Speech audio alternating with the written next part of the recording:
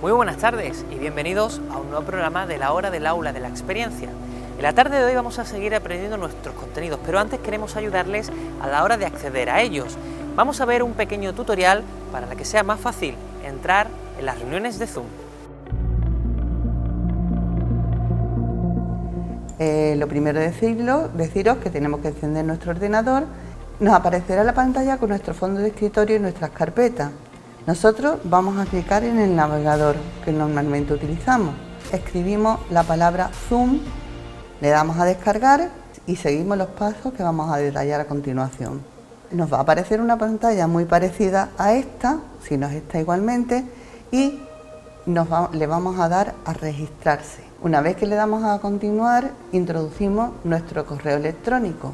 Como ya sabéis, desde el aula siempre os recomendamos el correo de Gmail, no por nada, sino porque cuando vamos a enviaros a lo mejor cualquier tipo masivo de correo, los Hotmail suelen devolverlo. Iniciamos la sesión con nuestra cuenta. Nos va a llegar un mensaje de SMS a nuestro teléfono, ¿vale?, diciéndonos que nos van a mandar un código de verificación al teléfono móvil.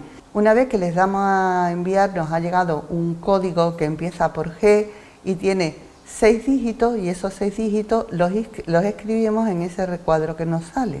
En este recuadro vamos a poner la identificación que nos han enviado a nuestro correo, y la cual, pinchando el vínculo, si lo tenéis directamente, va a aparecer en la clase, ¿vale? Simplemente pinchando en este apartado, ¿vale?, nos aparecería la reunión. Una vez que entremos en la reunión, aparecerán múltiples ventanas con los participantes que hay en la clase, es decir, cada uno de los compañeros que estén. Y es conveniente que la pantalla que dejen activada sea la del profesor. Recomendable también es mantener el teléfono silenciado la mayoría del tiempo. Ahora sí que sí, vamos a comenzar con un nuevo programa de la Hora del Aula de la Experiencia y lo vamos a hacer con el profesor Jesús Monteagudo.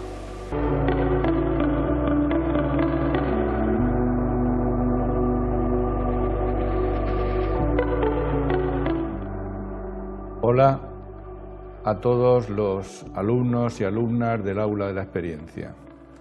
Es para mí un auténtico placer volver a reencontrarme, aunque no lo hagamos físicamente, con tantos y tantos alumnos de tantos y tantos años.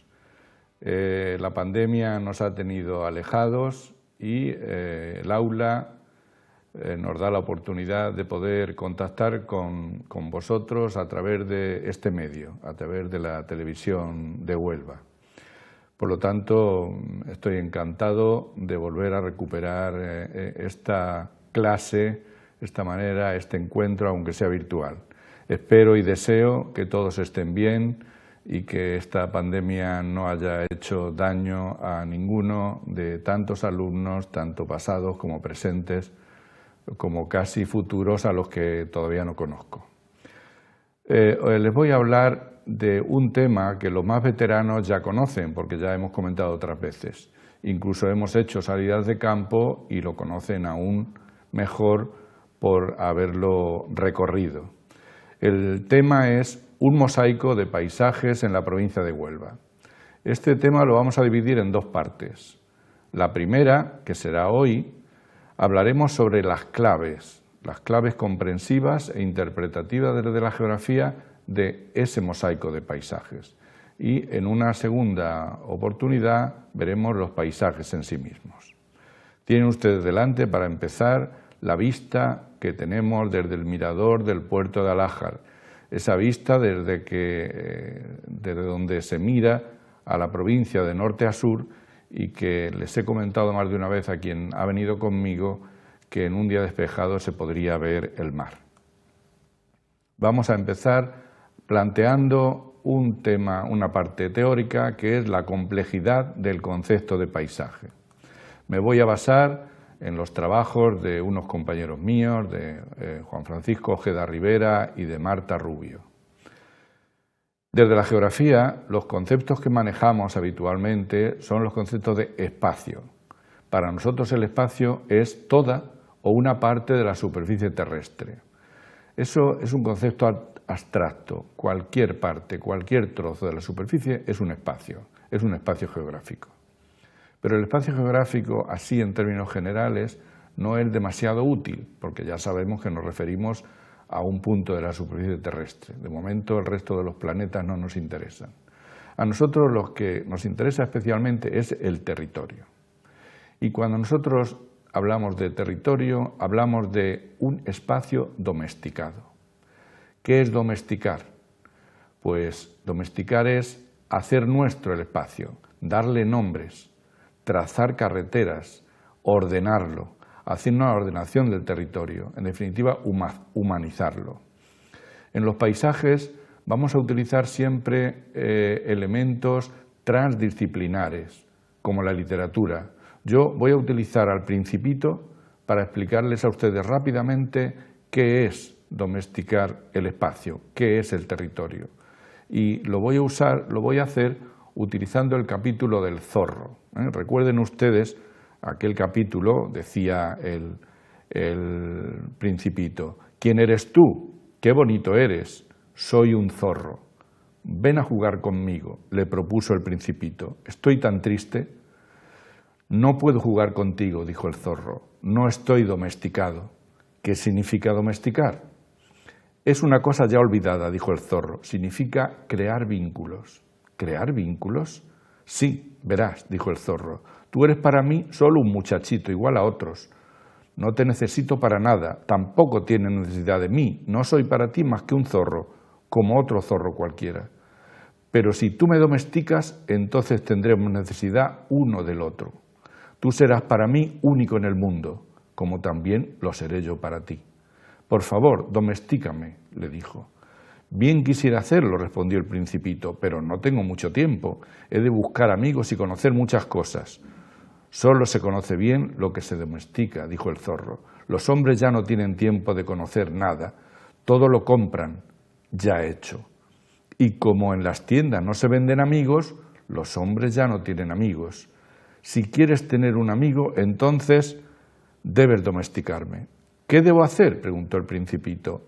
Debes ser muy paciente, respondió el zorro. Entonces el zorro le va explicando que se tiene que aproximar poco a poco, que tiene que tener paciencia, que esto de domesticar no se hace de la noche a la mañana, y de esa manera, poco a poco, el Principito fue domesticando al zorro.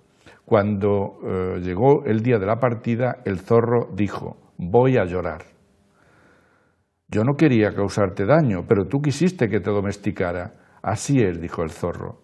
Regresarás para decirme adiós y yo te regalaré un secreto. Y volvió con el zorro.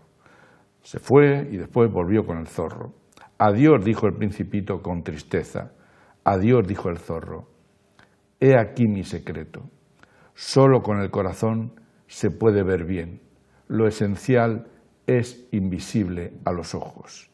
Los hombres han olvidado esa gran verdad, dijo el zorro. Tú no debes olvidarla.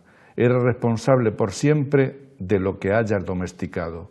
Soy responsable de lo que he domesticado, repitió el Principito para recordarlo. Me sirve este capítulo de Saint-Exupéry, precioso del Principito, para decirles que efectivamente solo con el corazón se puede ver bien. Lo esencial no se ve con los ojos. Esto nos permite adentrarnos en una cuestión muy importante que vamos a ver ahora, y es que el paisaje no solo son elementos tangibles, naturales, humanos, sino que también es emoción, y la emoción no entra por los ojos. Por los ojos, por el oído, por el tacto, por el olfato, entran muchas cosas, pero por el corazón, por los sentimientos, entra todo lo demás. Y el paisaje también incluye todo lo demás, lo que no entra por los ojos. Por lo tanto, Desde ese punto de vista, el paisaje deriva de una visión oriental, de una visión taoísta. Es como un yin y yang, lo bueno, lo malo, lo lejano, lo próximo, lo blanco, lo negro, lo oscuro, lo claro, cada uno de esos extremos. Eso está muy lejos de esa mentalidad nuestra, occidental, cartesiana, newtoniana, en donde se produce rápidamente un divorcio entre lo objetivo y lo subjetivo. Lo objetivo sería el lenguaje matemático, el lenguaje tangible, y lo espiritual sería lo subjetivo, es el lenguaje literario, el lenguaje creativo. El paisaje no es ni algo absolutamente objetivo ni algo completamente subjetivo. Es una urdimbre, dice Ojeda, es una urdimbre que debe ser comprendida en su propia complejidad. La descomposición analítica y disciplinaria tendería a hacerlo ininteligible. Es decir, cuando nosotros hemos compuesto un paisaje con una serie de elementos, ya no podemos dedicarnos a ese análisis racional que solemos hacer con todo, porque si lo descomponemos ya no tendremos un paisaje. La suma de las partes no da el total, hay que verlo en su conjunto. En ese sentido, a partir de la revolución industrial, el paisaje ya forma parte sobre todo de las letras, del arte, de la pintura, de la literatura, y va alejándose cada vez más de ese concepto newtoniano, de las ciencias. Sin embargo, conserva la complejidad y se va engrandeciendo con el romanticismo y posteriormente ya en la posmodernidad. De todas maneras, el romanticismo sienta las bases de lo que hoy conocemos como paisaje. Y en esta globalización en la que estamos, por último, en el último cuarto del siglo XX ya, el paisaje se redescubre, se globaliza, se alcanzan las dimensiones de aprecio, de valor, de divulgación que tenemos ahora, incluso sobrepasa ya las fronteras del arte y de la propia geografía. De manera que es un proceso que tiene grandes consecuencias y que llega hasta nosotros. Hoy, en pleno cambio climático, como saben ustedes, cuando mayor degradación hay del territorio, cuando mayor degradación ambiental, ecológica hay de todos los territorios, cuando el impacto tecnológico y el impacto sobre la naturaleza se aceleran, sentimos cada vez mayor aprecio por el paisaje. El paisaje sería sinónimo de calidad de vida, sería sinónimo de bienestar. Lo valoramos como un recurso que hay que conservar, que hay que preservar, que hay que mantener en la conciencia colectiva, conservacionista, ecologista y medioambiental. De esa manera, cada vez se habla más de paisaje patrimonial. El paisaje patrimonial sería aquel que actúa como memoria colectiva, como referencia de identidad. Uno se identifica con un paisaje, con un tipo de paisaje, incluso con el más próximo, con el local, con el que vive, con el que ha nacido y con otros que ha visitado.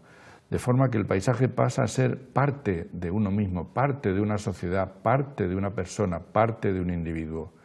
Y se presenta como un testigo que se transmite de generación en generación y que debe ser leído, debe ser interpretado y contiene todo ese proceso histórico, todo el proceso cultural de la acción humana sobre un territorio.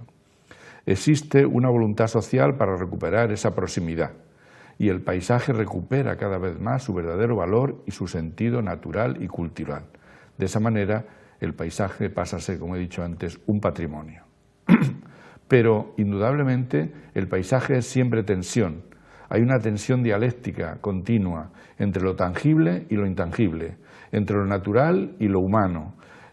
Nunca las cosas son tan reales como nos parecen, porque cuando nosotros miramos algo, ese algo, que es lo objetivo, está con un filtro delante, que son nuestras propias subjetividades, nuestra propia subjetividad. Nosotros tenemos un género, somos hombres o mujeres, tenemos una cultura, tenemos una lengua, tenemos una sensibilidad, tenemos una formación. Todo eso hace que los paisajes no sean absolutamente objetivos, sino que estén filtrados por nuestra manera de mirar, por nuestra manera de conocer y de sentir.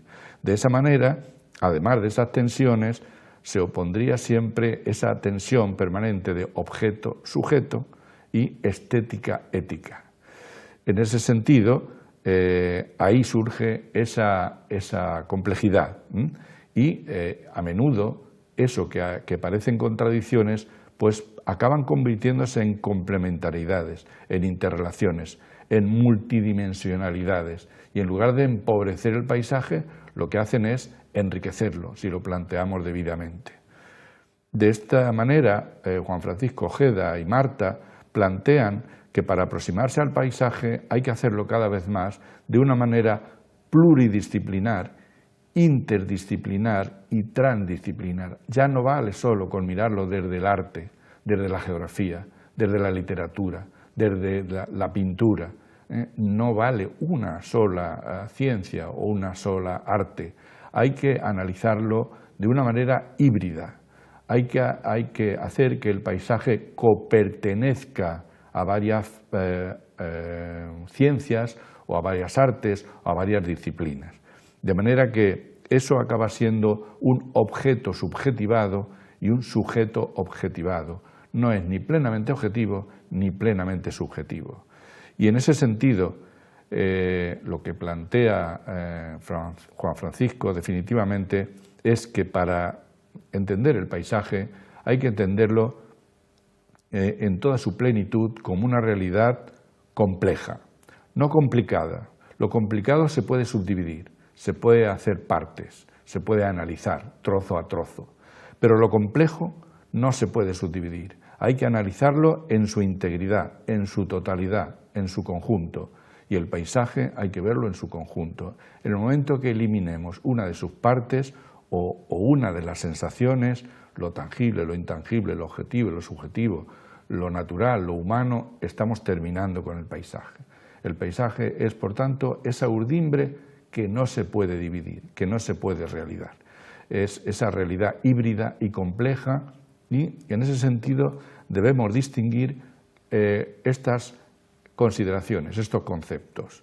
Lo pluridisciplinar o multidisciplinar significa que nos acercamos al paisaje con una justaposición de conocimientos disciplinares. Un historiador, un geógrafo, un artista, un físico, un químico, un matemático. Nos acercamos así al paisaje, cada uno mirándolo desde nuestra perspectiva, desde nuestra ciencia. La interdisciplinaridad significa que ya, además de mirarlo desde nuestra disciplina, relacionamos nuestras disciplinas. Pero sobre todo la transdisciplinaridad significa que lo que nos interesa del paisaje es lo que trasciende a cada una de nuestras disciplinas, lo que va más allá de cada una de ellas. Ese situarse entre disciplinas, en la frontera de cada una de las disciplinas, para que no sea ni de una ni de otra, sino de la del medio. Este es el sentido del paisaje, el sentido trayectivo, el sentido de atravesar distintos conocimientos, distintas perspectivas, distintas miradas. Al final, el paisaje es el rostro de lo que miramos. Debe ser mirado con un método heurístico, con un método humanístico, hermenéutico, con un método holístico. Hay que mirarlo con la totalidad. Y ninguna de esas fases es excluyente. Por lo tanto, hay que aproximarse a ellas de una manera sucesiva, y hay ejemplos cada vez más de cómo los paisajes están siendo interpretados de esta manera. Por tanto, yo les animo a que cuando se pongan ante un paisaje, el que quieran, intenten tener varios puntos de vista, intenten hacerlo con varios amigos, con varios compañeros, con varias personas de distinto género, de distinta formación, de distinta manera de mirar, y se darán cuenta cómo todo es mucho más rico y no es absolutamente objetivo, ni mucho menos lo que están mirando. Bueno, esta sería la primera parte, esa idea de la que partimos y que nos va a servir para entender los paisajes. Lo siguiente que vamos a ver son las claves para comprender los paisajes de Huelva, este territorio en el que nosotros nos movemos. Para analizar esas claves partimos de la provincia de Huelva, como ustedes saben. Esta provincia nuestra está en el eje del meridiano cero, es decir, contemplado en un mapa mundi como el pequeñito este que tienen arriba, este mapa mundi, lo que les denota es que estamos en la mitad del mundo si lo consideramos dividido en dos hemisferios, este y oeste. El meridiano cero atraviesa la península ibérica y por lo tanto estaríamos en esa mitad del mundo. Si lo vemos ya desde el punto de vista europeo, pues nosotros formamos parte del extremo meridional de Europa, la proa de Europa hacia América, la proa de Europa hacia África. Y si nos aproximamos más, pues en nuestro caso estamos en el conjunto de las regiones de España, en el suroeste español, no tan al suroeste como Canarias, pero los que más al suroeste de España somos, solo tenemos un poquito más al oeste en la península, al Algarve portugués, formamos parte del oeste de Andalucía y somos la provincia más occidental. A su vez tenemos 80 municipios, aquí en este mapa hay 79, no está incorporado todavía la Zarza y el Perrunal, y queda claro en el lugar en donde nos encontramos. Por tanto, la localización es ya una de las claves de nuestro paisaje. Nuestros paisajes son como son porque en parte estamos donde estamos, no estamos en otro lugar. En ese sentido, a mí me gustaría insistir en que ahora hay una palabra que se está usando mucho, ¿no? A veces por obligación, estamos confinados, ¿no? Se nos dice continuamente, no te muevas de tu casa, no te muevas de tu municipio, no te muevas de tu provincia. Esta idea del confinamiento, pues realmente la hemos aprendido bastante bien últimamente. Pero mucho antes de eso, nosotros ya éramos una provincia confinada. Somos un territorio entre la meseta española, en este caso representada por la penillanura extremeña, y el océano Atlántico, que lo tenemos en el sur. Y el umbral nuestro es Sierra Morena. Es un territorio confinado, además, porque estamos entre ríos, somos una Mesopotamia, eso que en griego significa mesos, en medio, pótamos, río. Estamos entre el Guadiana y el Guadalquivir, esos dos grandes ríos. Pero, además, somos una sucesión de Mesopotamias, entre el Guadiana y el Chanza, recuerden, entre el Guadiana y el Chanza, que es el afluente y que forma la frontera, y el Carreras, entre el Carreras y el Piedras, entre el Piedras y el Odiel, entre el Odiel y el Tinto, entre el Tinto y el Guadiamar, Guadalquivir. Permanentemente, como ven en el mapa, estamos en una sucesión de Mesopotamias. Por lo tanto, somos un territorio de ríos y entre ríos. Es muy importante esto en los paisajes de Huelva, el papel del agua, como vamos a tener ocasión. Y al sureste, la máxima agua, las marismas del Guadalquivir, Doñana, y ese mundo todavía en hechura, todavía por hacer, todavía haciéndose, todavía en formación reciente, lo más joven de toda España, de toda la península ibérica. El papel de frontera entre el Guadiana y Chanza se siente fuertemente en el oeste porque esa línea, que es simplemente un río principal, el Guadiana y su afluente, son un umbral histórico, un umbral cultural, y se apoya simplemente en un accidente fluvial de unos metros de distancia. Lamentablemente esa distancia ha servido para impermeabilizar la frontera en lugar de permeabilizarla. Podríamos decir, bueno, son muy pocos metros, total, estamos a un paso de Portugal, pero estamos muy lejos. Hasta 1991, hace 30 años, no se inauguró el puente del Guadiana, por lo tanto había que ir en barcazas. Los demás puentes que se han ido haciendo son muy recientes. Decía Saramago que España y Portugal son como dos hermanas siamesas, unidas por la espalda, que nunca se miran a la cara.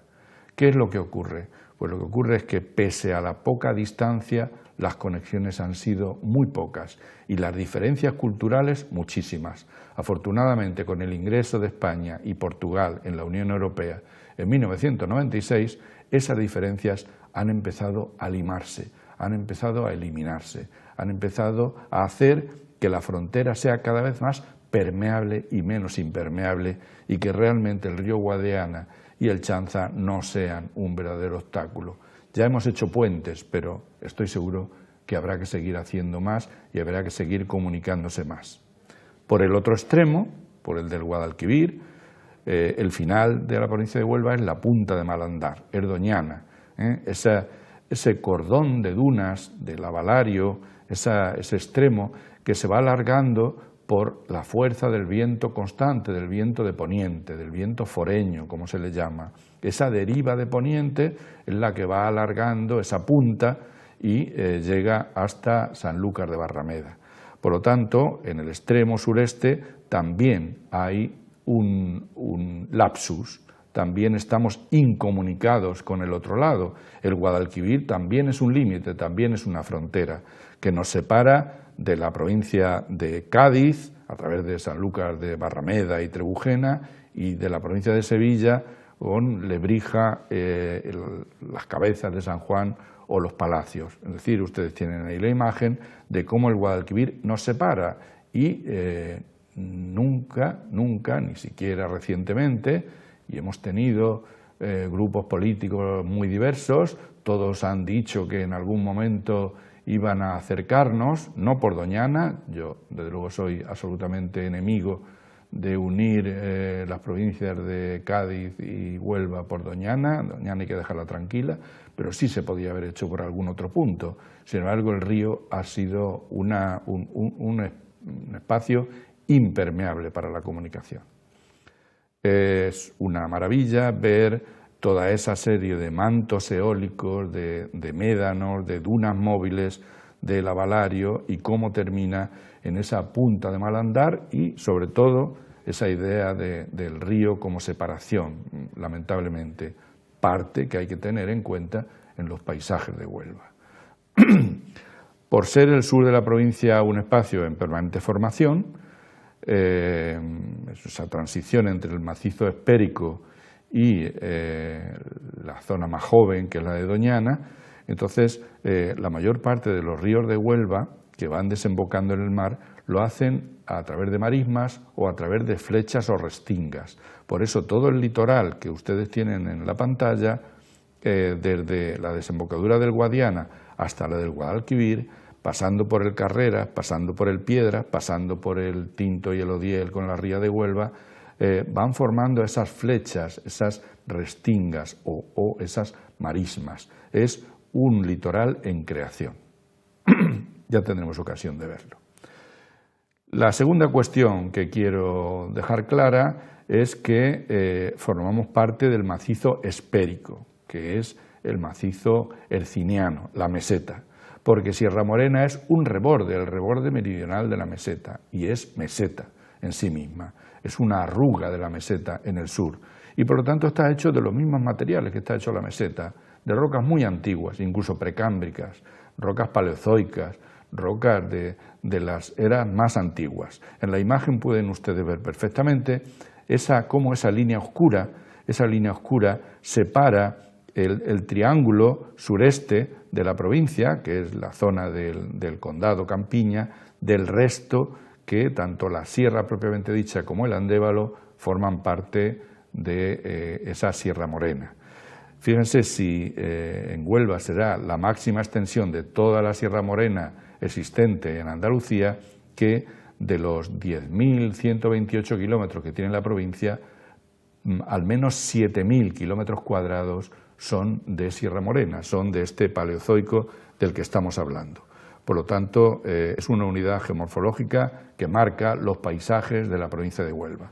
En este mapa, el mapa geológico nacional, en escala 1 millón, que lo tienen aquí hecho por el Instituto Geológico y Minero, se ve perfectamente cómo en el sur, en la parte correspondiente a Huelva, el Sierra Morena marca los paisajes de este sur. Es además un relieve apalachiense que se ha rejuvenecido con el plegamiento alpino y que, si lo vemos en una imagen ampliada de escala, pues se ve perfectamente el corte que significa la línea del Guadalquivir. El Guadalquivir viene pegado a Sierra Morena, se ve perfectamente en Montoro y ya se va directamente a Sanlúcar de Barrameda, porque toda esta parte del extremo sur oriental de la provincia de Huelva era agua, era mar, y se ha ido rellenando recientemente, incluso en época histórica, en época incluso romana, ¿no? Los romanos ya le llamaban el Lacus Ligustinus. Por tanto, queda patente en esta imagen que estamos ante una provincia cuyos paisajes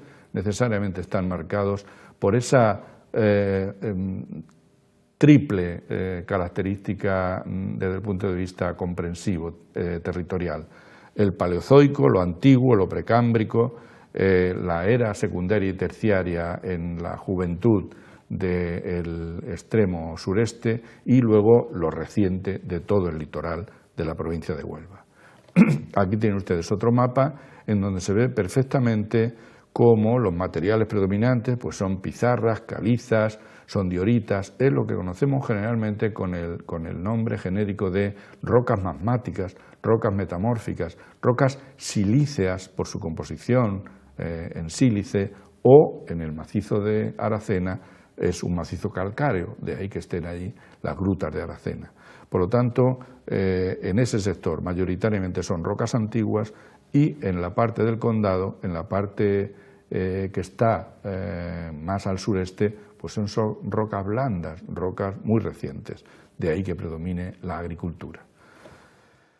Es el sector más elevado de Huelva, la sierra propiamente dicha, que lo tienen aquí en color oscuro, pues ocupa más de 3.000 kilómetros cuadrados, y de esa superficie más de 1.800 son el Parque Natural Sierra de Aracena y Picos de Aroche, porque la unidad geomorfológica que da sentido a ese lugar desde el punto de vista físico es la Sierra de Aracena y los Picos de Aroche. Y por el norte, por esa línea que ven ustedes más al norte, claramente se ve en el extremo septentrional esta línea, bueno, pues ese es el límite de un anticlinal, de un anticlinal que va hacia Extremadura, la cara de Umbría, y hacia Huelva, hacia el sur, la cara de Solana. Y después formará aquí un sinclinal que se llena de agua. Por eso en toda esa zona, en torno a Aracena, Galaroza, Fuenteridos, hay una agricultura serrana, los peros, las frutas, los frutales de toda esa zona, porque tiene agua, porque está en un sinclinal, en una zona de comba de la montaña y además mirando al sur. Los municipios que están más al norte, como Encinasola, Las Cumbres, como ven ahí, Santa Olalla, pues esos municipios formarían ya el límite entre la Umbría y la Solana en la provincia de Huelva. Hace bastante tiempo, en 1887, un ingeniero de minas, Joaquín Gonzalo Tarín, hizo esta maravilla de mapa geológico de la provincia que nos ha enseñado a todos los que hemos querido aprender algo de la provincia de Huelva. Yo se lo traigo aquí porque siempre admiré esa maravilla cuando la tecnología no tenía nada que ver con la que tenemos ahora. Esto es una joya cartográfica de Gonzalo Tarín y nos sirve precisamente para avanzar en el conocimiento de la provincia. Bueno, aquí tienen una imagen de satélite en donde se puede ver cómo ese sinclinal y ese borde que está en el norte produce un nudo hidrográfico, más o menos en torno a Cala. Hay una división de aguas, una parte van hacia el Guadiana y Chanza, ríos que van hacia ellos, y otra van hacia el Guadalquivir, la ribera de Huelva y la ribera del Cala. Y aquí tienen ustedes esa vista con la que empezábamos. Esta es una foto hecha en otro momento y con otra cámara, pero es la misma imagen, en donde pues desde los 820 metros que tiene el puerto de Alájar, y si pudiéramos subir un poco más alto al pico de los Bonales en Arroyomolinos de León, que llega a superar los 1000 metros, pues veríamos un espacio peniplanizado, es decir, casi una llanura, porque como un cepillo de carpintero fue todo arrasado, fue todo peniplanizado, y posteriormente, por una erosión diferencial, el hecho de que unos materiales sean más resistentes, otros son más blandos, y los más resistentes forman las cumbres y los más blandos forman las hondonadas, los valles. Entonces, en ese juego de valles y crestas se desarrolla toda la provincia de Huelva en un verdadero sistema de relieve apalachense, ¿no? a lo largo de toda esta provincia, en una maravilla de perspectiva como la que se nos presenta aquí. Desde el punto de vista climático, la sierra disfruta de un clima mediterráneo que es continental en la parte norte, oceánico en el litoral, y que en el caso de la sierra está matizado por la altitud.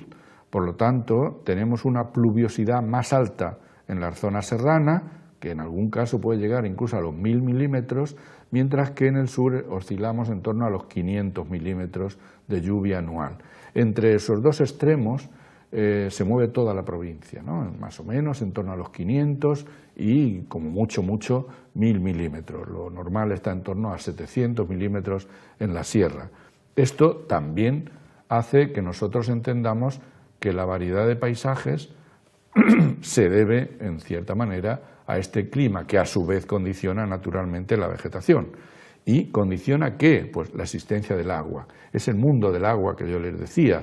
Las grutas de Aracena, además de ser caliza, son así por la filtración del agua, por la permanente filtración del agua a través de la caliza. Igual que ocurre con el karst de la Peña de Arias Montano, ese lapiaz que se recorre cuando uno está allí en lo alto, en la espadaña aquella de arriba, o el karst que hay justo debajo cuando se mira desde la carretera hacia arriba, o esta ruta del agua de los preciosos pueblos de la Sierra de Huelva, Linares de la Sierra, Cañaveral de León, la Peña de Arias Montano.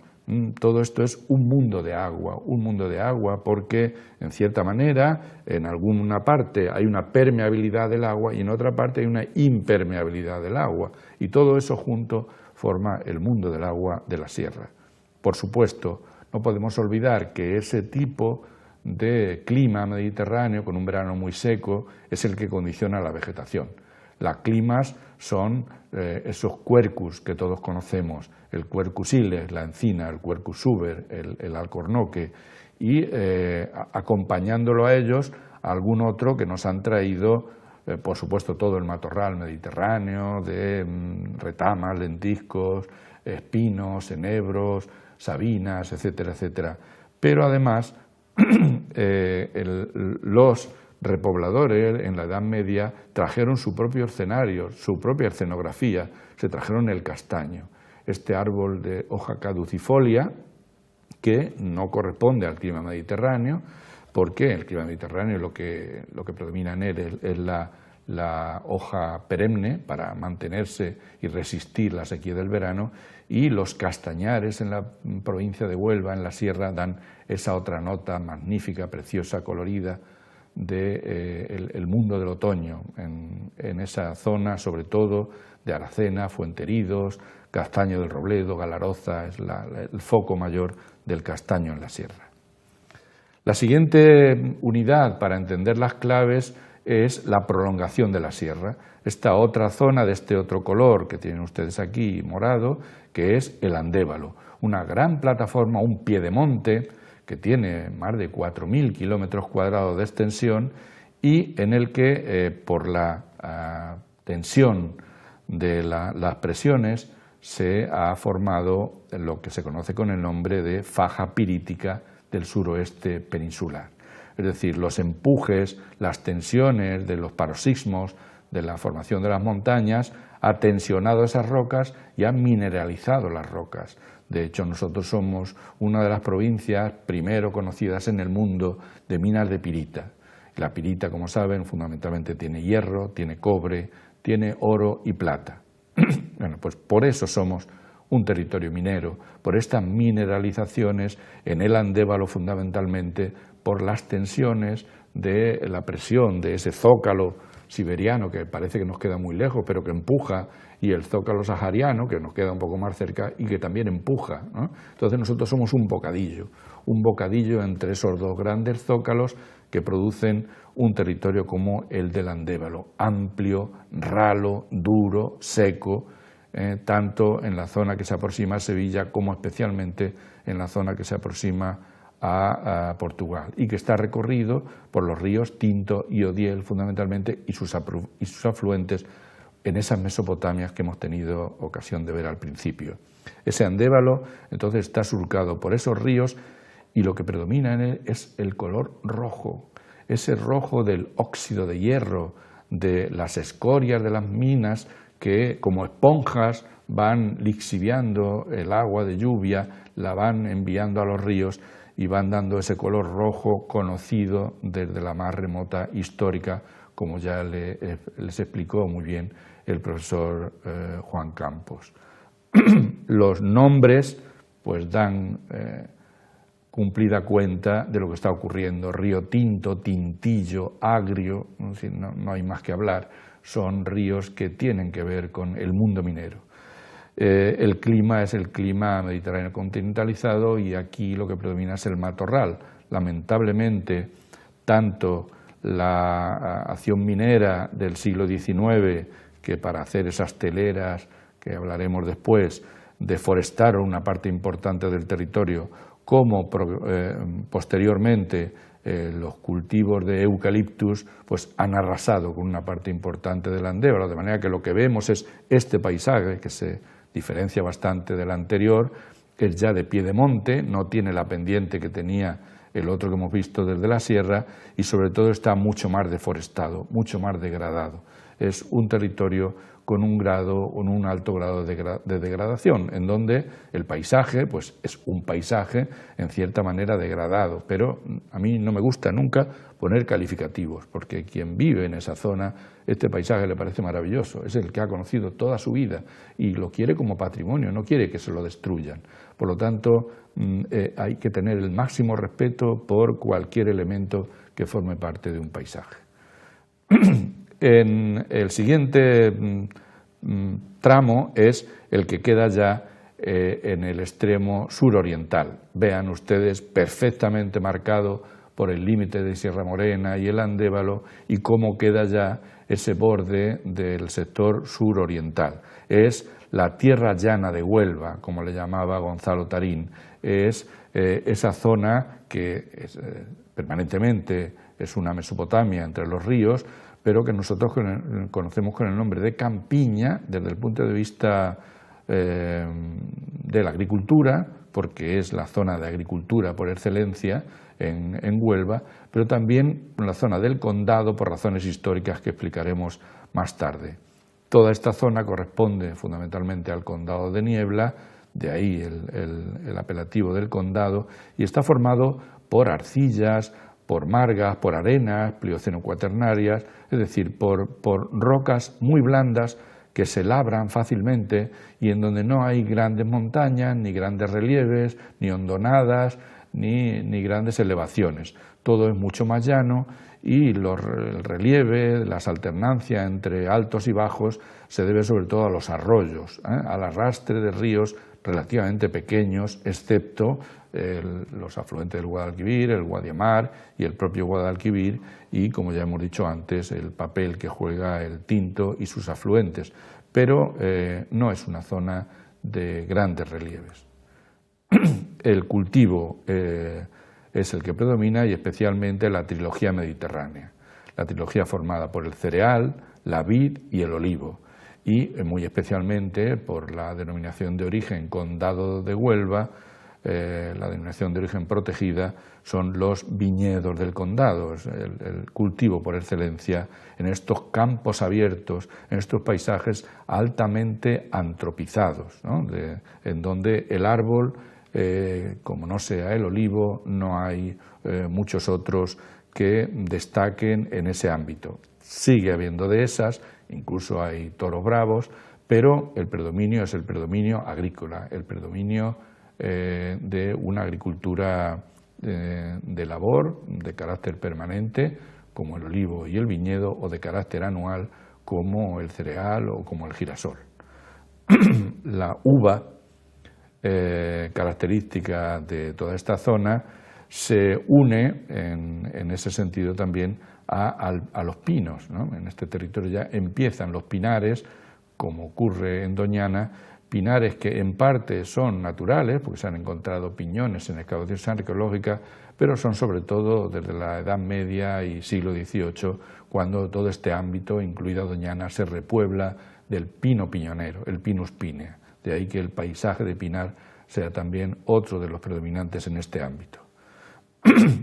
Y para terminar, todo este recorrido que venimos haciendo de norte a sur, porque además la provincia va bajando en altitud de norte a sur, además en antigüedad, lo más antiguo en el norte, lo más joven en el sur, lo más alto en el norte, lo más joven en el sur. Además de eso, pues tenemos ya este litoral del que hemos hablado antes, 122 kilómetros de una costa recta, lisa, arenosa, pero levantada por esos procesos de transgresión y regresión marina y la elevación isostática de la costa. El hecho de que haya fallas que recorran ese litoral y que hayan perdido peso por la erosión de los materiales, pues hay playas colgadas. Nosotros estamos muy acostumbrados a verlas en todo el ámbito, desde Ayamonte hasta la punta de Malandar, pero muy especialmente a partir de Mazagón, las elevaciones son mayores, hasta llegar a las máximas, que son las del Arenosillo, y las grandes altitudes que nos encontramos en toda esa costa ya próxima a Doñana, como la Cuesta Maneli, que encontramos ya alturas importantes que alcanzan incluso los 50 metros de altitud, son las dunas fósiles más altas de España. Forma parte del conjunto del Golfo de Cádiz. Esta sería un modelo de la formación de todo ese sector que corresponde a la punta de Malandar y al cierre del Lacus Ligustinus y de esa gran dársena, de esa gran bahía que formó el Guadalquivir en su desembocadura y que hoy día, colmatándose, pues ya da lugar a las marismas. Estas son imágenes que nos sirven para reflejar esto que venimos diciendo, las elevaciones de esas playas colgadas, esas playas levantadas, y luego todo este perfil y estos cordones dunares del Avalario que se ven perfectamente en esta imagen y que han sido reiteradamente estudiados por geógrafos físicos y por geomorfólogos. La flecha del rompido, conocida también de todos, otro de los elementos clave en el entendimiento y la comprensión como claves naturales de los paisajes de Huelva. La flecha del rompido, la flecha, incluso la que se forma ahora artificialmente con el espigón o dique Juan Carlos I en Huelva, Punta Umbría, la flecha del Carreras, el alargamiento de la punta de Marandar, todo esto son accidentes claves en la costa de Huelva. Y para terminar este conjunto, pues esta auténtica maravilla de las marismas del Guadalquivir, en este ámbito en el que se juntan las tres provincias, Huelva, Cádiz y Sevilla, pero mayoritariamente, como saben ustedes, en la provincia de Huelva, es este espacio que Juan Ojeda insiste una y otra vez, que es un territorio en hechura, es un embudo donde todos los flujos confluyen, es un embudo donde todo viene a terminar, es la Argónida, es ese mundo en formación permanente en donde todo cambia por horas, porque las mareas hacen cambiar completamente la marisma y el paisaje, cambia por estaciones, porque no tiene nada que ver la marisma del verano con la marisma de la primavera, el invierno y el otoño, cambia por años, porque en el clima mediterráneo los años son muy irregulares, por lo tanto es un espacio cambiante, cambia porque las arenas se van moviendo, cambia porque todo es un cambio constante, de manera que la palabra clave de todo este ámbito es un espacio en formación, en hechura, en continuo movimiento, en cambio permanente. En síntesis, esta parte de las claves comprensivas, estamos ante un espacio confinado, mesopotámico, tanto más elevado y más antiguo cuanto más al norte, y tanto más joven y más bajo cuanto más al sur. Litológicamente va desde las rocas más antiguas a las más jóvenes de la costa, y la morfología apalachiente pues permite esa visión, esa panorámica que hemos dicho antes, además de determinados espacios que tienen un alto grado de aislamiento y de singularidad, precisamente porque están entre ríos o porque están entre rocas diferentes, y ha servido muchas veces como cubículos de culturas diferentes, de pueblos diferentes y de manera de actuar diferente. En síntesis, también el clima es el Mediterráneo, ya hemos dicho que más húmedo al norte por la altitud, más seco al sur, pero con esa influencia oceánica que nunca llega a tener la sequía de cualquier otra de las provincias de Andalucía, ni tiene que ver con la Costa del Sol, ni mucho menos tiene que ver con la costa de Almería. Somos un clima mucho más húmedo. Esas células espaciales provocan muchos microclimas y muchos ecosistemas y como consecuencia muchísimos paisajes diferentes. La vegetación es la vegetación mediterránea a la que ya nos hemos referido y que también da lugar a paisajes muy diversos. Hay muchos biotopos que terminan dando esa diferencia de ecosistemas y de manera tangible esos paisajes de Huelva descansan en estos componentes naturales que acabamos de explicar. Para terminar, nos quedan las claves interpretativas. Tenemos ya el territorio, tenemos la naturaleza, vamos a hacer algo sobre la naturaleza, vamos a humanizar la naturaleza, vamos a dar el paso siguiente. Y el siguiente paso es interpretarlo a la luz de la humanidad. En ese sentido, Huelva es un territorio altamente antropizado, altamente humanizado.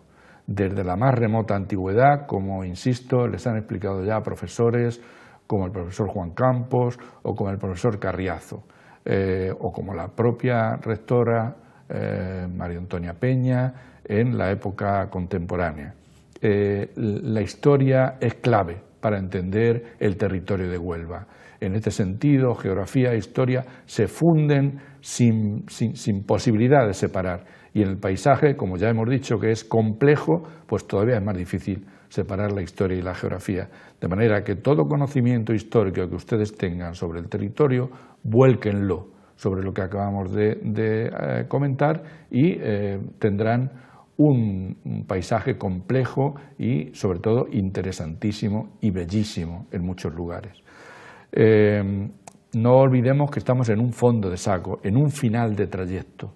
Todo termina aquí, dentro de la península ibérica, porque el Guadiana, ya hemos dicho que era una frontera importante que da lugar a otro país, de manera que España terminaba aquí, en este límite nuestro. Somos un final de trayecto, un Finisterre. Desde la Edad Moderna, la memoria colectiva lo ha tenido como tierra de descubrimiento, pero que también como tierra de explotación y expolio. De aquí se han sacado minerales en miles y miles y miles de toneladas, como una zona de aprovisionamiento, como una zona de disfrute turístico incluso, y como una zona de conservación de la naturaleza.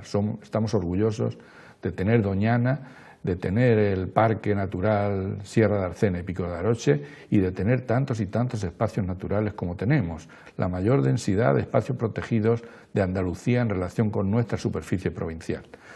En distintas épocas, Huelva ha sido una encrucijada de caminos, caminos entre Sevilla y Portugal, caminos entre la sierra y la costa, de ahí que haya pueblos en el centro como Valverde del Camino, la antigua Facanías, que sean cruces de caminos, clarísimos cruces de caminos.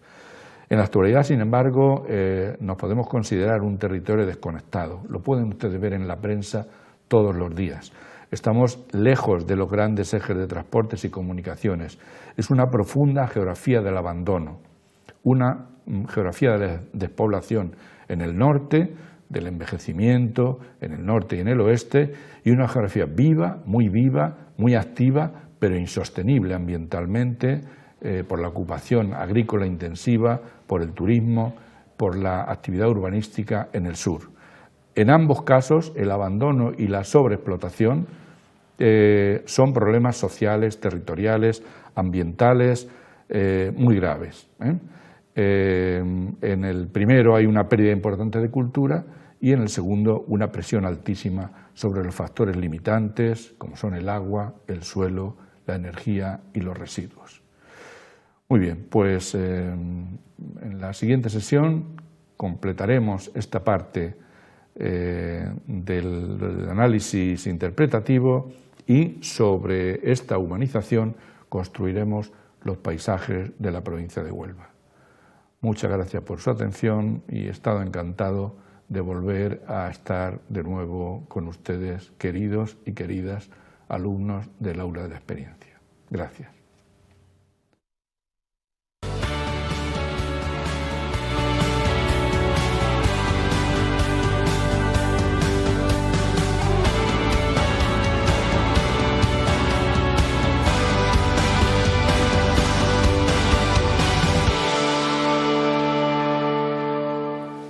Y antes de finalizar, queremos recordar ese proceso para poder ingresar la página web de la hora del aula de la experiencia. ¿No se acuerdan cómo? Les volvemos a poner el tutorial. Así es. Os informamos que actualmente tenemos un plazo extraordinario de matrícula en el segundo cuatrimestre de este curso y estará abierto hasta el 9 de abril de 2021. Las asignaturas para este segundo cuatrimestre son gratuitas llamándonos por teléfono o mandándonos un correo electrónico. Las asignaturas de lunes y miércoles de los grandes espacios mundiales a la provincia de Huelva, Pensar y Sentir Geográficamente, coordinada por el profesor don Jesús Monteagudo López Monchero. Y el horario de esta asignatura será de 6 a 7 y media de la tarde. La asignatura Ícaro, el impacto de las tecnologías de la información, está coordinada por el profesor Francisco José Martínez López.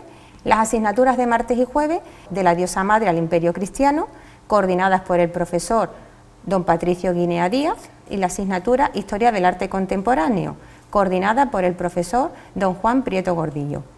Podemos contactar a experiencia1@uhu.es o a través de los teléfonos 959 21 92 47 o 48.